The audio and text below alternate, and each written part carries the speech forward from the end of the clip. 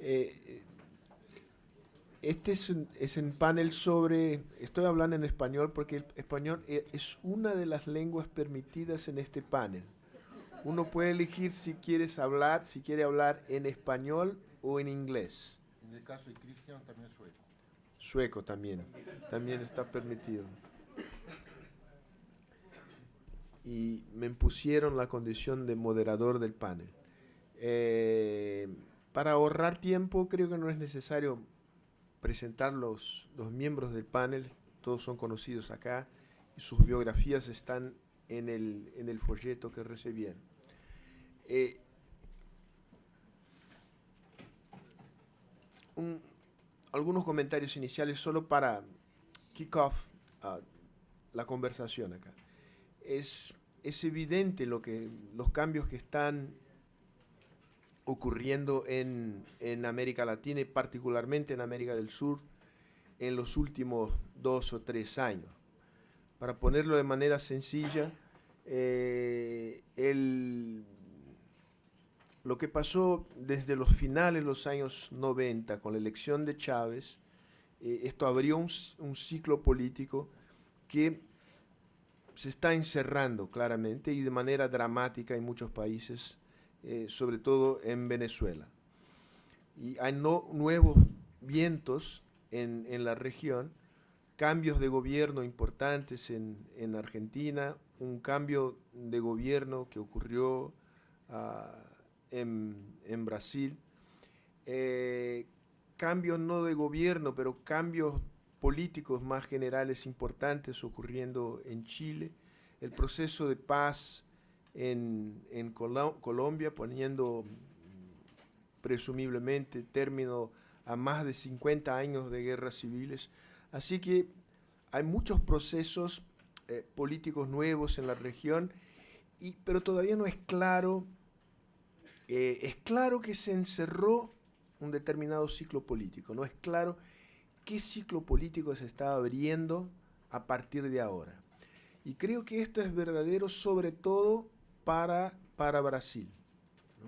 Creo que estamos viviendo acá, y Brasil es importante por razones obvias para la región, estamos viviendo acá una crisis que tiene poco paralelo en la historia brasileña. No es simplemente una crisis, no es un problema simplemente de un ciclo económico, es una crisis desde el punto de vista económico más estructural, no es también simplemente el término de un ciclo político, es mucho más do que esto, ¿no? Estamos viviendo una crisis que daña a toda la clase política que emergió tras los procesos de democratización que el país vivió a partir de mediados de los años 80. Y esto abre muchos interrogantes en relación al futuro. Y esto todo está enmarcado en este contexto global más amplio que también nos afecta y no nos afecta de manera clara, ¿no?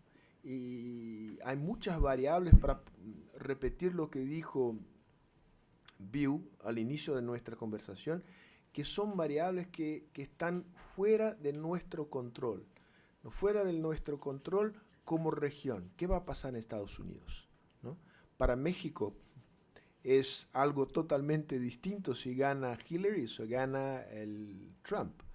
Pero para Brasil también.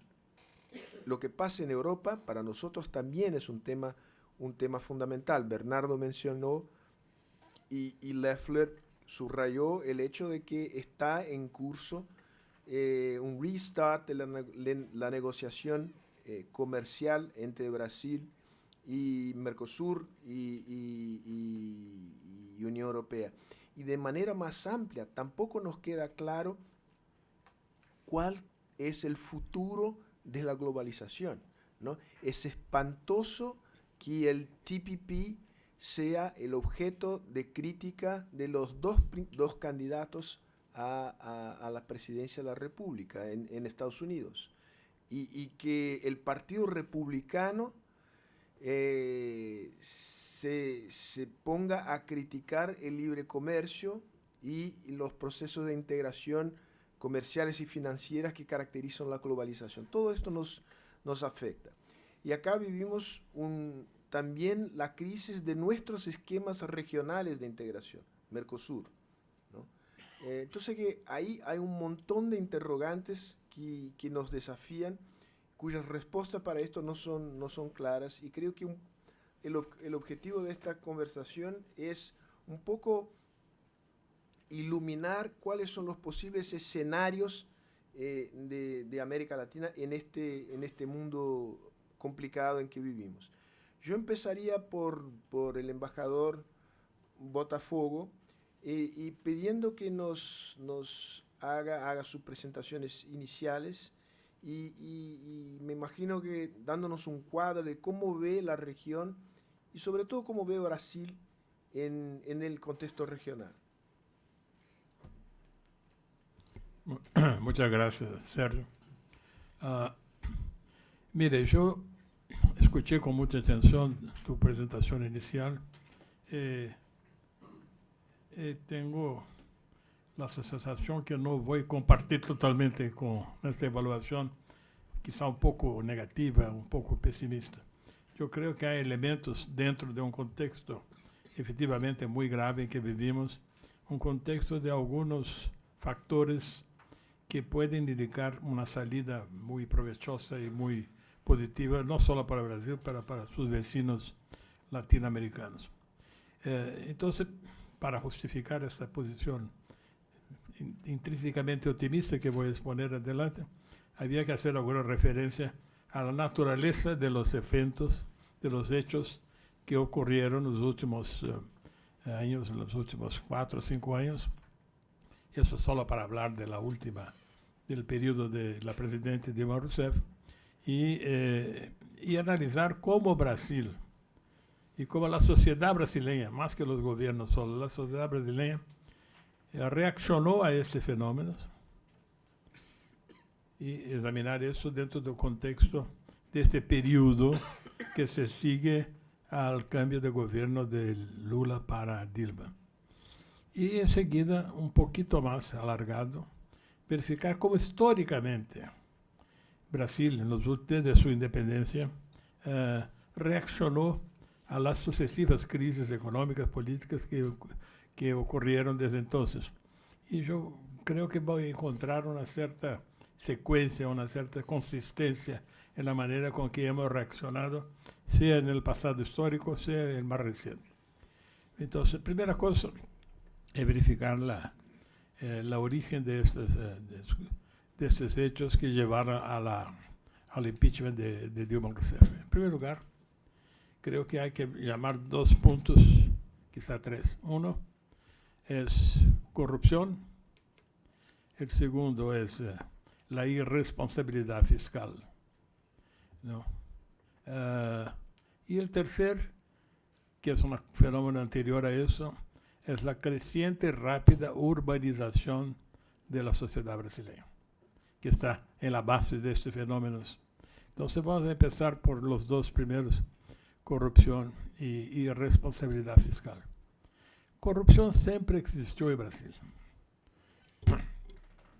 Está muy cerca. Corrupción siempre existió acá. Y corrupción siempre fue practicada por el sistema político brasileño, por las élites brasileñas, supuestamente corrupción tiene que ser practicada por quien tiene posibilidad de acceder a los recursos.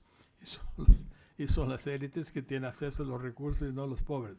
Así que es un fenómeno muy antiguo y muy generalizado.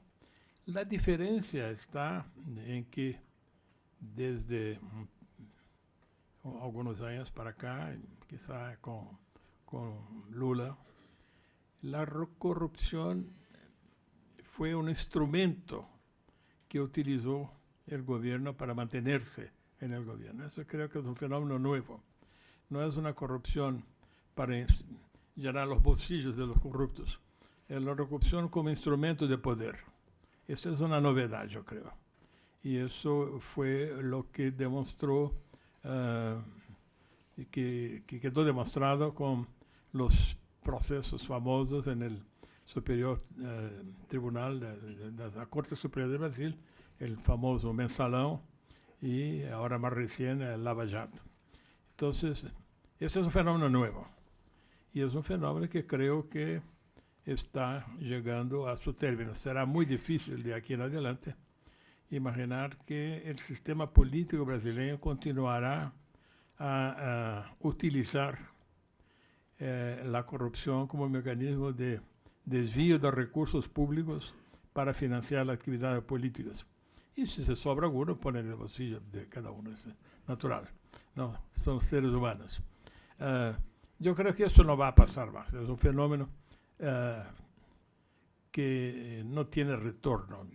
Hemos visto recién varias manifestaciones hace pocos días de cómo la sociedad reacciona a las ideas reales o no reales de políticos que quieren controlar la operación Lava Jato. Si ustedes no conocen, es la operación de la Policía Federal que está buscando identificar los casos de corrupción y desvío de recursos públicos, que tiene sede en el juicio de Curitiba y del juez Sérgio Moro. La sociedad no aceptará que se bombardee, que se limite el desarrollo de Lava Jato. Eso es un punto positivo. La irresponsabilidad fiscal es un fenómeno muy antiguo. Desde hace muchas, no décadas, pero siglos, yo diría. Siempre los estados brasileños, los gobiernos, gastaron más de lo que sería posible. Utilizaron varias fórmulas, ¿no? Pero yo creo que históricamente los economistas pueden confirmar eso. Hay una tendencia de que siempre se aumenten los gastos públicos, no necesariamente al nivel de aumento de los ingresos públicos, y la diferencia es el endeudamiento, y el endeudamiento que lleva muchas veces, que ha llevado muchas veces a la falencia, a la, ¿cómo se llama? Falencia, ¿no? A la bancarrota. Bancarrota, o sea, la bancarrota del Estado. Tuvimos experiencias en el gobierno, en la República Antigua, y mismo en el Imperio, y ahora en la República Nueva también.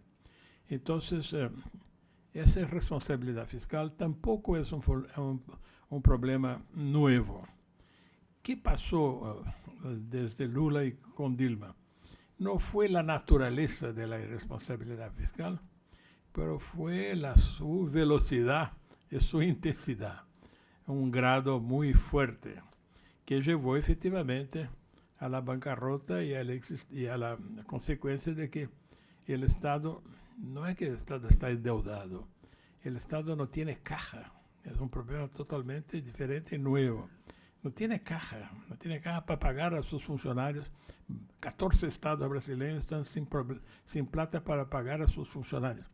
Y eso sin hablar de los hospitales que no reciben recursos, porque no es un problema presupuestario, es un problema de caja, ¿no? Entonces eso es otro elemento nuevo que explica por qué hubo esta reacción a la política de Dilma Rousseff de irresponsabilidad fiscal, y con nuestra creatividad semántica inventamos el concepto, no sé cómo traducirlo, de pedalada fiscal. Fiscal pedaling, que es la capacidad de endeudarse de manera que la gente no se dé cuenta que está endeudando. El fiscal pedaling en Brasil es una cosa muy antigua. Juscelino hizo Brasilia de una sola pedalada. Estamos hace mucho tiempo practicando eso. Pero de esta manera, pero no como hizo los gobiernos de Dilma, el primer periodo de Dilma y el primer año de segundo. Fue una extraordinaria velocidad, una irresponsabilidad exagerada, en un momento en que la capacidad de crecer de la economía brasileña ya estaba comprometida. Entonces, ¿qué pasó? El gap entre gastos e ingresos se alargó demasiadamente, ¿no? En fin, Brasil desde hace mucho tiempo, y aquí paso un poco al otro aspecto de mi exposición, que es como históricamente Brasil manobró para controlar las sucesivas recurrentes crisis financieras. La verdad es que Brasil contó siempre con un aspecto que funcionó hasta poco tiempo, que era su capacidad de crecer hacia adentro. Brasil durante el siglo XIX creció hacia adentro, particularmente en el siglo XX, creció más rápidamente que todos los países del mundo, quizá junto con Japón, fue el país que más creció. Y eso permitía que en ese crecimiento acelerado del Producto Bruto uno practicara las irresponsabilidades fiscales, pero no lo sentía el efecto práctico, porque estaba siempre contando que los ingresos llegarían para cubrir las diferencias. Y si los ingresos no llegaban, el endeudamiento resolvía el problema. Esta fórmula no existe más. No se trata de una forma, un final, Dilma aceleró este proceso. Con su excesivo voluntad de gastar, aceleró el proceso, pero el proceso se estaba acumulando. Brasil no tiene más condiciones de mantener el modelo económico de crecimiento hacia adentro que permitió que las soluciones fundamentales y las reformas fiscales y las reformas legales se postergaran. Llegamos al fin del proceso y no tenemos alternativa. La única alternativa es cambiar el modelo económico. Y en ese punto, no sé si escuché con atención, Sergio, que tú decías, pero no es un problema de ciclo económico, es un problema de modelo económico.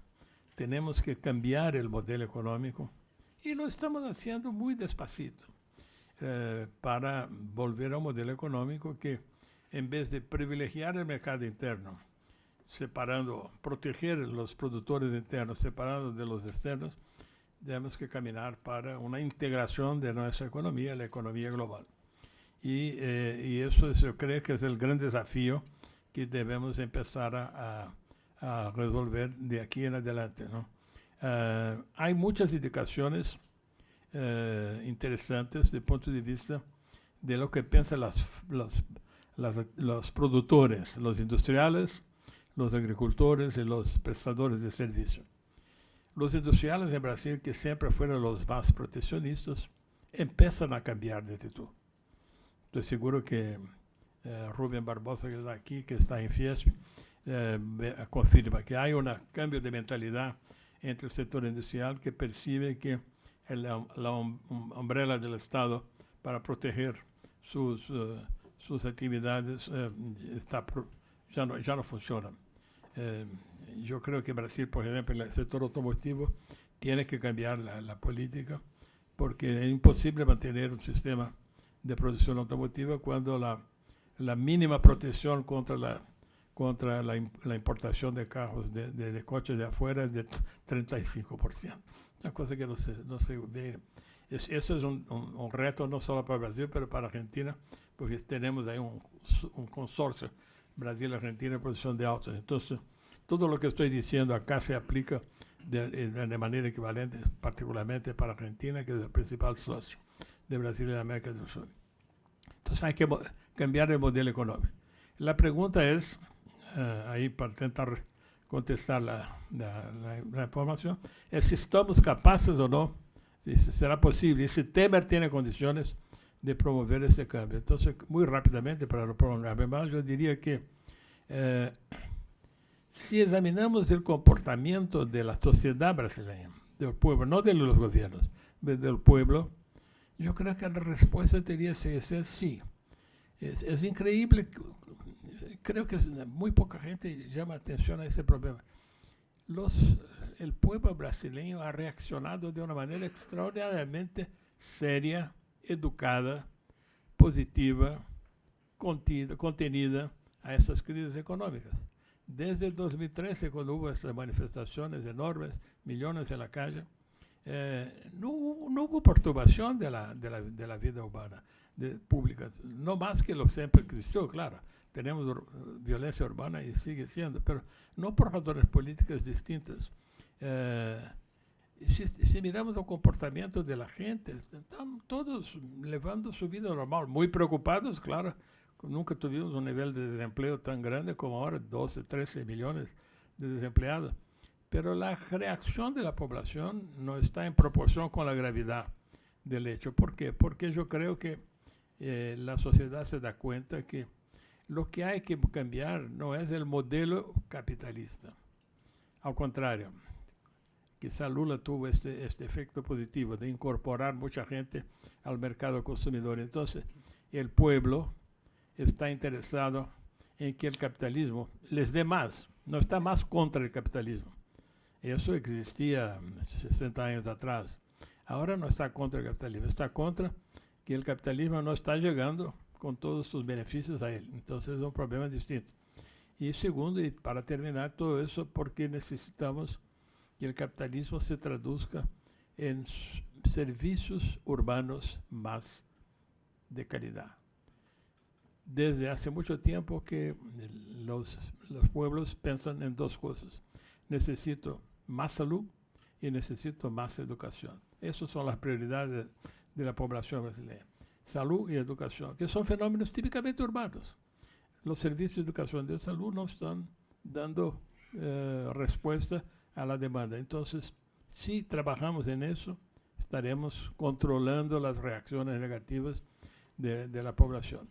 Si Temer es capaz de hacer eso o no, claro, hay un interrogante, pero yo creo que con la mentalidad cambiante de los empresarios industriales, con una mentalidad que ya ha cambiado entre los agroproductores, que son mucho más a favor de inversión en productividad, porque conocen que su característica principal es ganar productividad para ganar mercados exteriores, y con un cambio importante en el sector de servicios, donde todavía somos muy cerrados, sobre todo servicios profesionales.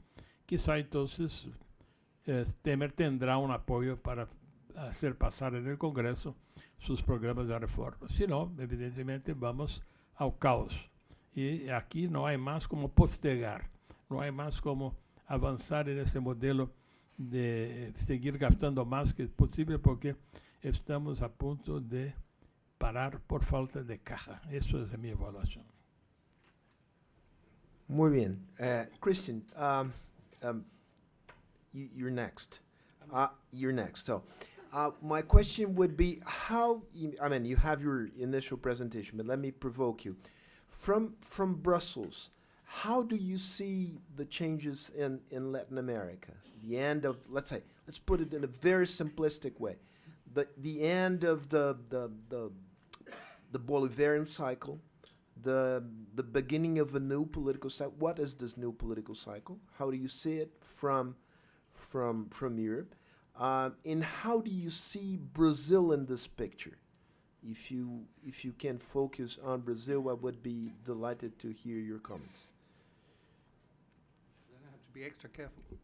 No, you can be absolutely, feel free to say whatever you want. Well, by way of introduction, just a few comments.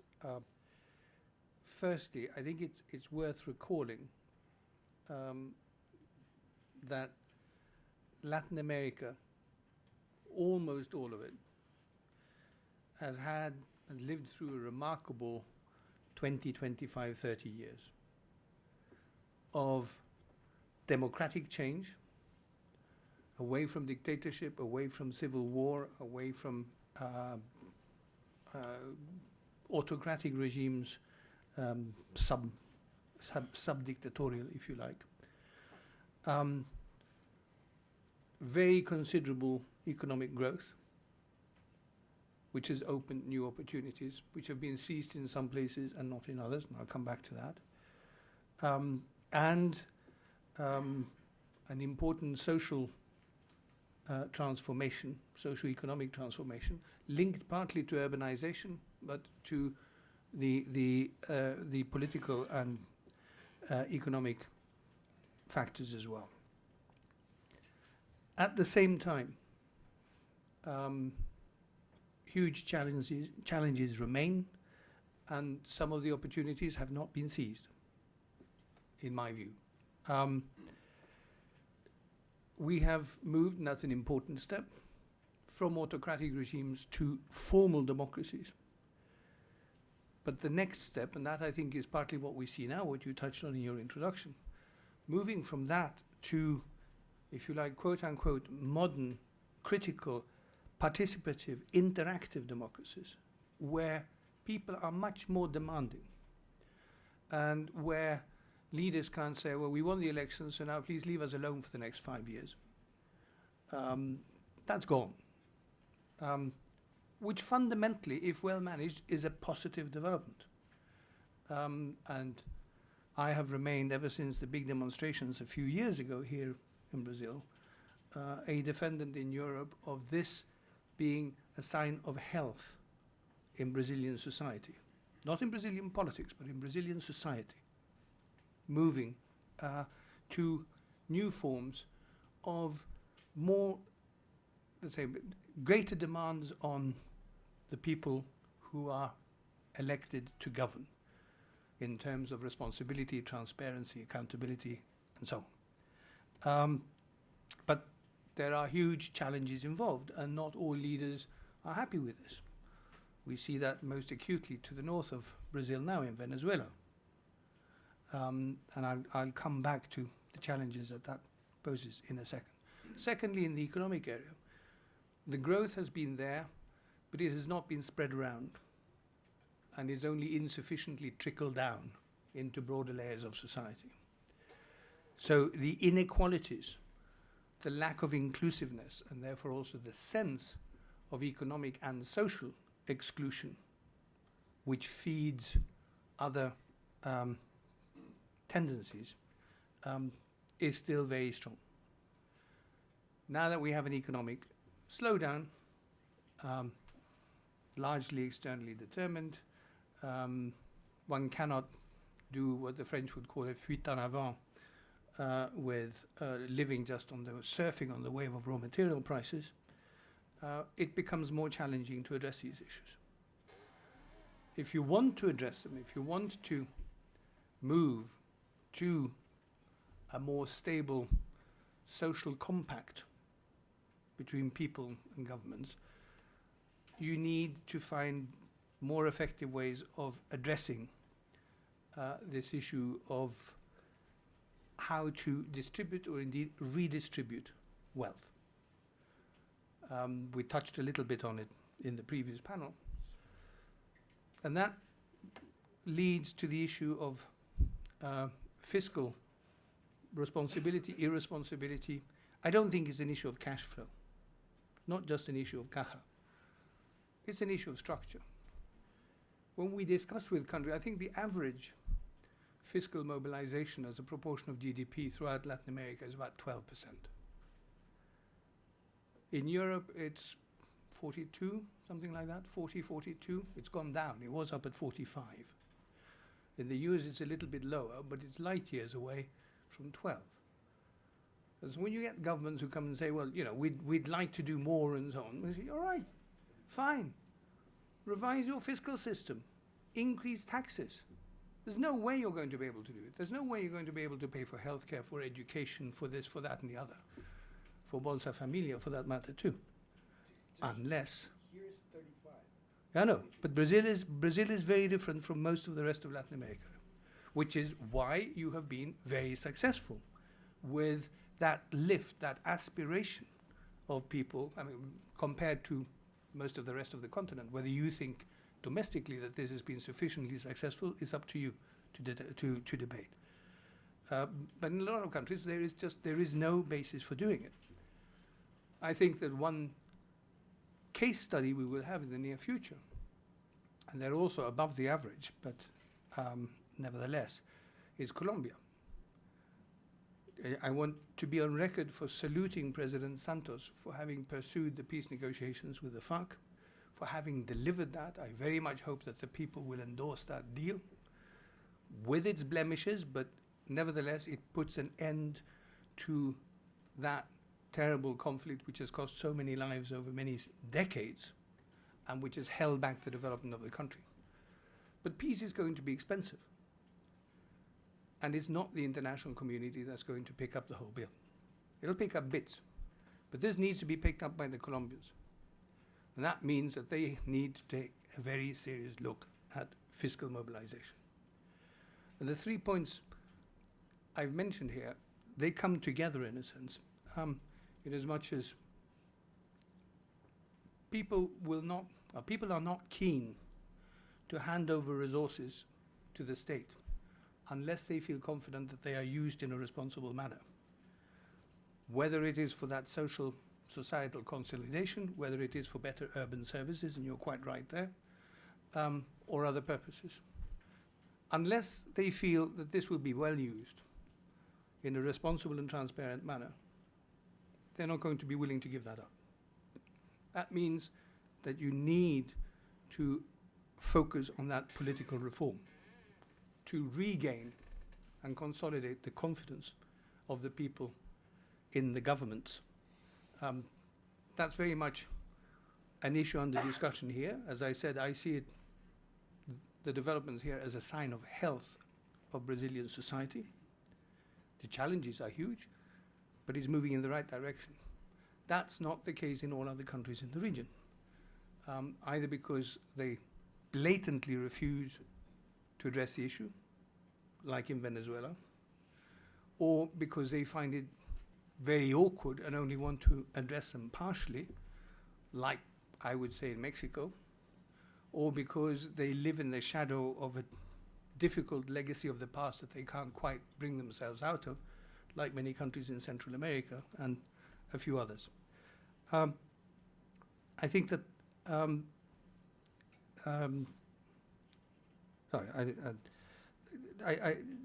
think these are areas which one therefore needs to look at more proactively than has been done. There is a challenge also, I think, on a regional basis. Latin America has a proliferation of regional organizations and structures. Mercosur, UNASUR, Pacific Alliance, ALBA, SICA, etc., etc., etc., not to mention CELAC, if you want to call it a structure or an organization. But within all of these, it has a tradition of being quite uncritical of the other members, behind the shield of non-interference. If you compare that with the European experience, the European Union member states on the whole are much more critical of each other and are quite ready to shout their criticism from the rooftops and to interfere if necessary. We're currently in a situation where, at the request of the Council of Ministers, or the European Council, the Prime Ministers, the Commission has launched an inquiry into the constitutional practices of Poland. Poles don't like it, but that's part of the deal. When one hears the concern about the slide back, if you like, that we've seen in certain countries, and again, Venezuela is the most obvious example, but you look at Nicaragua, you look at a few others as well, the lack of clear expression of criticism, which can be constructive criticism, I think is damaging to the region as a whole. It does mean that there is still a concern about old practices rearing their ugly head. We talked about that in the previous session too. We have those concerns in Europe too. But I think they need to be addressed much more head on. I'll stop there for now. Before I hand the mic to you, Bernardo, let me pick Botafogo's brain on this specific issue of a lack of criticism between Latin American countries. And let me focus that on the Venezuela issue. There has been a change in the attitude of Brazil towards the Venezuela and towards its participation in the Mercosur. Probably Argentina, Uruguay, and Paraguay are following along. How do you see this? How important is this change of attitude towards Venezuela, and what it bodes to the future in terms of our integration within South America and Mercosur. You can answer either in English or in Yes, Spanish. thank you. Well, I think it's a very important step forward. I used to be in the government when Fernando Henrique Cardoso sent me to Venezuela to discuss the entrance of Venezuela to Mercosur requested by Hugo Chavez. And he handed me a letter at the time, said that he wanted to enter the Mercosur political Mercosur. And I told him that there was no such a thing. And he was quite upset with because he believed that Mercosur was a political institution. And he wanted to be part of the political institution, not of Mercosur economic and trade. Many years later, he succeeded in doing this. It was a tremendous setback in the mentality of the whole continent. It was a big mistake made by Brazil, by Argentina, and by Uruguay. Paraguay was suspended from Mercosur, so he cannot be blamed on this mortal sin. But it was a tremendous mistake because it was clear, it still is clear that the objectives of ALBA or Bolivarianism or 21st second socialism is incompatible with the Asunción Treaty in 1991. What's happening now is that finally this contradiction is clear for everybody. So I think it's a very important step. I am very happy that this will conclude, I hope, with either the exclusion of Venezuela or this Mercosur for a while, or let's wait, which I think it will be probable, that a new government established in Venezuela, and then Venezuela can be a normal member of Mercosur. Do you see this as the first step of a longer process of revitalizing Mercosur, or just a marginal adjustment? No, there's a fundamental one. That's the first step. Can you elaborate a little bit more on that? How you see the future of Mercosur and what's the role of Brazil in it? Well, I certainly I can do this because the moment that you declare that Venezuela is not anymore compatible with the Mercosur, you have to ask ourselves the following question. Mercosur is good as it is or needs some changes? And I believe that there is a tendency by all 4 original members of Mercosur to accept the idea that, yes, Mercosur, as far as the treaty, Asunción Treaty 1991, is not anymore enough. It's not anymore up to date. You need not to forget or to abandon the ideas of regional integration or economic or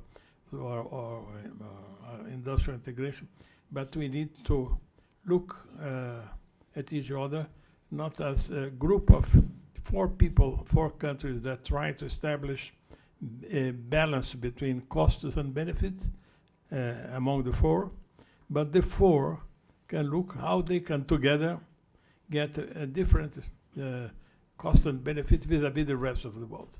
I think that is the main challenge that will be the answer to this challenge that the case of Venezuela will provoke.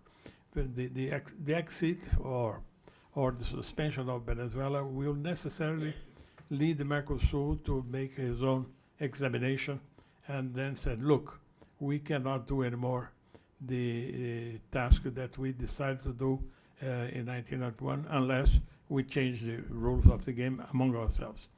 I think that will be the most probable solution, and that is the conditions are very positive because we now have Brazil and Argentina thinking the same way. I have been in Buenos Aires quite recent for many times, and even before the election of Macri, but certainly after the election, and now with the new president in Brazil, I think we can have all the possibilities of both countries to start to review this relation and provoke a modernization or actualization, adjournamento of Mercosur. Muy bien. Bernardo, a título de provocación, Botafogo nos dio una perspectiva que yo diría optimista de un diplomata con formación económica, ¿no? Que se agotó un ciclo, que no hay alternativas, entonces que la sociedad brasileña está como que forzada a hacer, hacer la escogencia correcta en relación al futuro. Quisiera oírte sobre, es más complejo que esto, teniendo en cuenta los procesos de transformación de la sociedad brasileña y la desconexión entre el sistema político y lo que está pasando en la sociedad brasileña, o tú compartes esta visión más optimista? A ver, la política es una rama de las artes dramáticas, ¿no? Política es dramatizar, es una forma de relacionarse, y todos los políticos dramatizan de un lado o de otro, la gente, el ciudadano dramatiza. Es un arte dramático y no hay nada errado. Los medios de comunicación aumentan, ¿no? Son el micrófono de ese drama. Entonces, es muy difícil hablar de política sin dramatizar, porque además también no tiene gracia en algún lugar, ¿no? Lo interesante de la política es la dramatización de la vida en común. Entonces yo pienso que es importante, primer punto, ese, ¿no? El segundo punto, hasta llegar a donde tú me has preguntado, en ese arte dramático, yo pienso que América Latina, primer problema, América Latina es un drama no existente, porque es una obra sin autor, no hay la tal América, hay y no hay, ¿eh? Eso, todos los latinoamericanos sabemos eso. O sea, de cierta forma América Latina es mucho más unida que Europa sin la Unión Europea. O sea, no necesitamos Bruselas, no necesitamos 50.000 traductores, porque tenemos dos lenguas básicas, no tenemos una religión que representa 97% de la población, países, estados nacionales con más larga duración que Europa. La mayor parte de los estados nacionales latinoamericanos preexisten a buena parte de los estados nacionales europeos. O sea, tenemos una homogeneidad dada por la historia, ¿no? O sea, eso da una estabilidad. No tenemos guerras hace un siglo relevantes, no tenemos mayores problemas de frontera. Espero que ningún boliviano me escuche, pero básicamente, ¿no? Tenemos una unidad histórico-cultural, religiosa y no sé, aislamiento físico, toda una serie de cosas que favorecen, ¿no? Estamos en la esquina del mundo, ¿no? Es el único continente que está en el sur realmente. Cuando dicen los países del sur, básicamente América Latina, ¿no? Gran parte del mundo, mismo los subdesarrollados, están en el norte. América Latina está en el sur, ¿no? O sea, es un fenómeno muy particular América Latina. Al mismo tiempo no tiene ninguna unidad en gran medida, en el sentido que los estados nacionales cada uno va en direcciones diversas. Pero de todas formas nos gusta hablar de la región, hay una cierta realidad. Y una realidad inclusive positiva. No tenemos la guerra, hasta hoy por lo menos, no tenemos los problemas de terrorismo internacional, no tenemos problemas de islamofobia, todavía por lo menos diría hasta ahora. Lo que no es poca cosa. O sea, en el mundo ese de crisis, dramatizado por las crisis políticas, inestabilidades globales, nosotros no estamos tan mal. Ahora, tenemos dos problemas que, con todas las diferencias y con todo lo que uno sabe valorizar que tiene Europa, desigualdad social y una tendencia a una fragilidad de la relación sociedad-política, que uno lo ve en forma diferente en Estados Unidos hoy, ¿no? Lo vemos en Europa, una fragilización de la capacidad de los partidos políticos tradicionales de continuar delivering. Eso, estuve en Chile la semana pasada, me dice, Bernardo, estamos con 35 partidos. Los viejos líderes que tratan de presentarse, tipo Ricardo Lagos, personas que valorizamos mucho, le está yendo mal.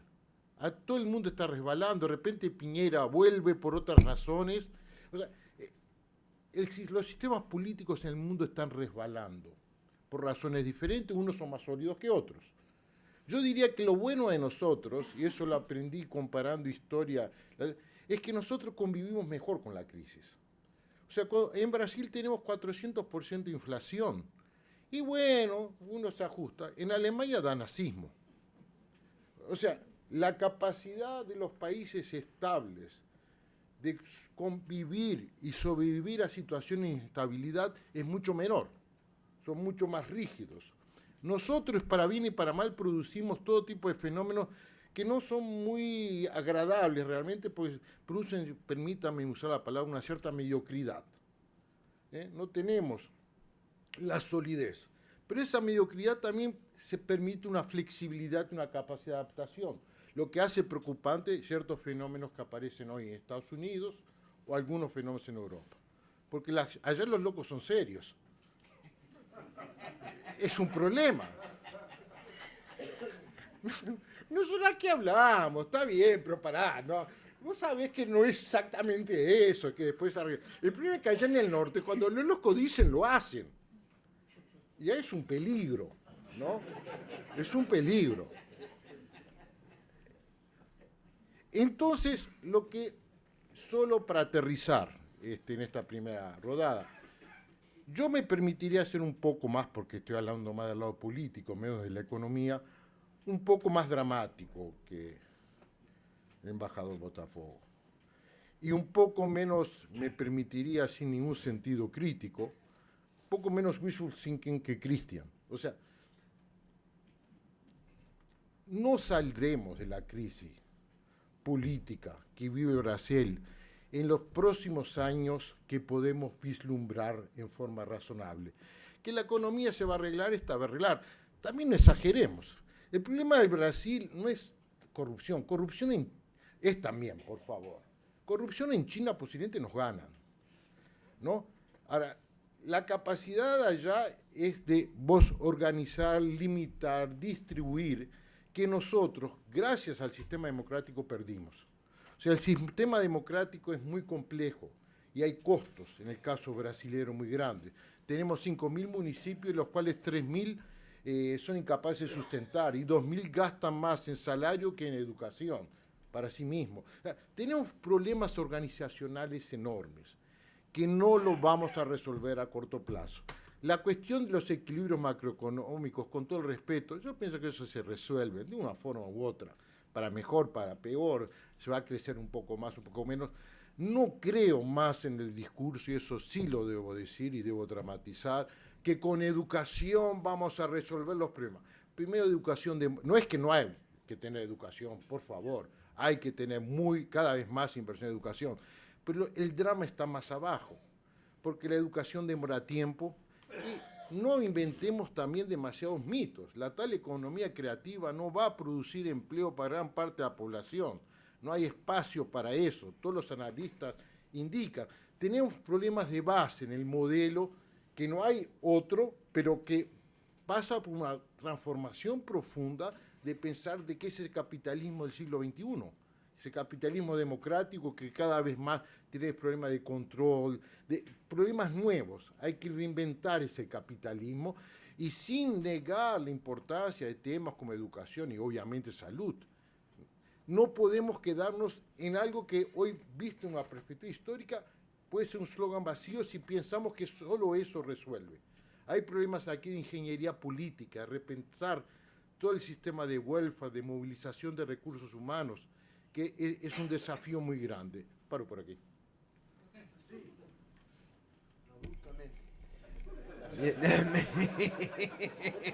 Aprendí que eso deja por lo menos una sensación dramática, una situación dramática.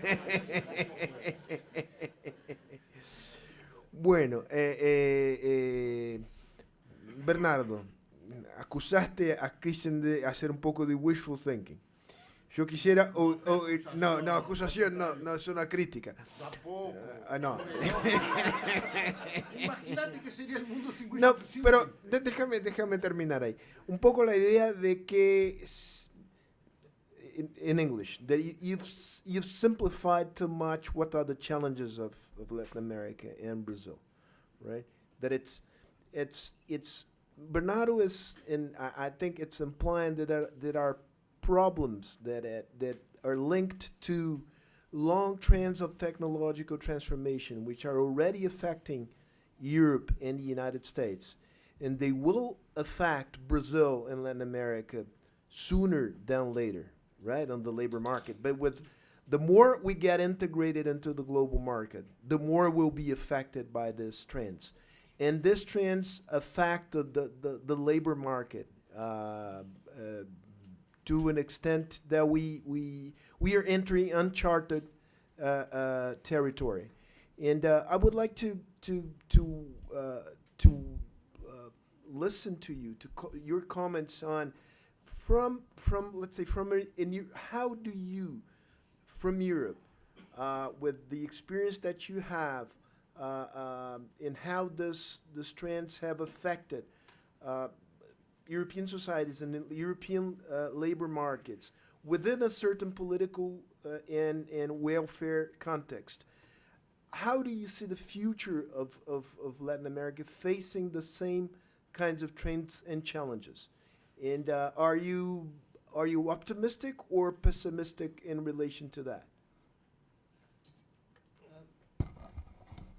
Well, maybe first I'll quote a former boss of mine who was a Swedish minister who was blamed by journalists at one stage during our accession negotiation to the European Union of being too optimistic. And his reply was, yes, I am. And I'm wrong quite a lot of the time. But meanwhile, I have more fun than the pessimists. So yes, I'm optimistic. I've taken that message to heart. Now, that being said, maybe I expressed it badly, too politely, I don't know what, but I don't think the message I put out was one of wishful thinking. If you think that the triangle of reform of governance towards greater transparency and accountability, economic growth, and a system of socio-economic / fiscal mobilization and redistribution is easy and optimistic or wishful thinking, heck no. It's something we've been grappling with for the better part of a century. And we haven't got the right answers, but we don't see any other way forward. And possibly sort of throwback to the previous session as well, and looking ahead to later in the afternoon, why do we think that this is best done by seriously tackling the political challenges of building better, more interactive, more accountable structures, democratic structures, call them what you like? Because actually democracies are much more resilient. They're messy, but they're flexible, and they adjust to circumstances, and they find ways forward. An unaccountable government tends to get very rigid, and then pressures mount until the top blows off. And how the top blows off can be in many different ways, and you've experienced most of them, both in Brazil and in the rest of Latin America. So working on the governance issue, to me, is an essential component of creating the capacity to address the economic and social transformations that one needs to face anyway. Addressing then the sort of what comes from outside, or partly from outside. It is only partly. And the effects of the global economy. I mentioned before, I mean, one of the challenges right now for many countries in Latin America is dealing with the drop in raw material prices. That is an acute challenge now because insufficient effort was done to diversify the economy before. It's easy to export raw materials, and it's fun when the prices are high. It becomes a bit more challenging when they drop and there's more competition from elsewhere. And that's a number of countries in Europe have gone through that too. One of the lessons we've learned is you try to preserve a sector which is fundamentally uneconomic. You're going to waste a lot of money and you're going to fail in the end. Europe used to be leading in shipbuilding until Korea, Brazil, others came into the picture. Shipbuilding is all but gone. Europe had a big textiles industry. Gone. And you could give further examples. The challenge is always then to try to look, where do you want to situate yourself in what now we call the global value chain? And preferably, you don't want to situate yourselves at the bottom of it. The bottom is okay sometimes, but sometimes it falls deeper than it was yesterday. Before I turn the word to the floor, let me ask you, Botafogo. You've told us that there are clear signs and indicators among the business community that there is a clear awareness that Brazil has no alternative other than integrate into the global economy. Can you give us what are these signs? Or why are you so confident that we have reached the point that the business community is ready to go? Well, I think you have two answers. One is to see how the